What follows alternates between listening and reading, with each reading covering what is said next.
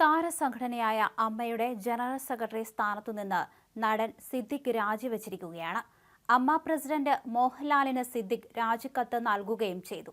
യുവനടിയുടെ ഗുരുതരമായ ലൈംഗിക ആരോപണത്തെ തുടർന്നാണ് സിദ്ദിഖിന്റെ രാജി. യുവനടി ഇന്നലെയാണ് സിദ്ദിഖിനെതിരെ ഗുരുതര ലൈംഗിക ആരോപണം ഉന്നയിച്ചത്.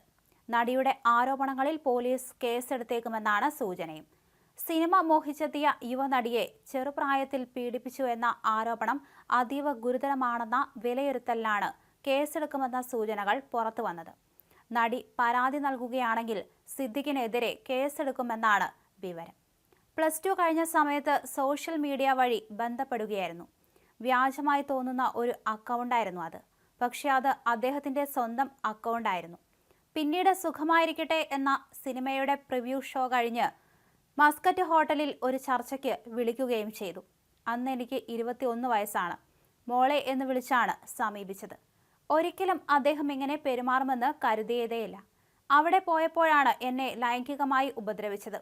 അതൊരു കെണിയായിരുന്നു. അയാൾ എന്നെ പൂട്ടിയിട്ടു. അവിടെ നിന്ന് രക്ഷപ്പെട്ടതാണ്.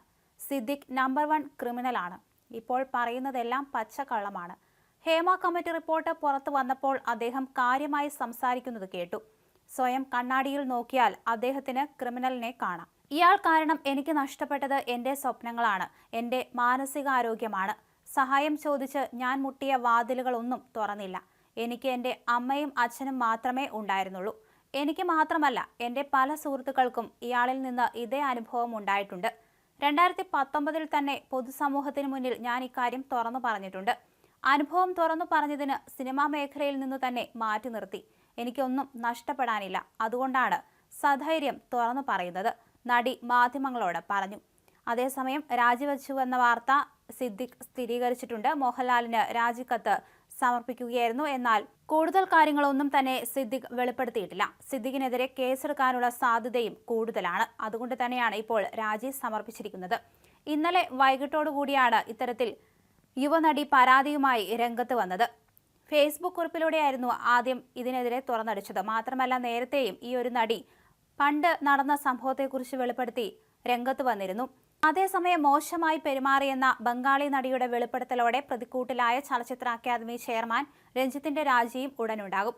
രഞ്ജിത്ത് രാജിവെക്കേണ്ടത് അനിവാര്യമെന്നാണ് LDF നിലപാട്. വയനാട്ടിലുള്ള രഞ്ജിത്ത് ഇന്നലെ കാറിൽ നിന്ന് ഔദ്യോഗിക നെയിം ബോർഡ് മാറ്റിയിരുന്നു. സിനിമാ ചർച്ചകൾക്കിടെ രഞ്ജിത്ത് മോശമായി പെരുമാറിയെന്നായിരുന്നു ബംഗാൾ നടി ശ്രീലേഖ വെളിപ്പെടുത്തിയത്.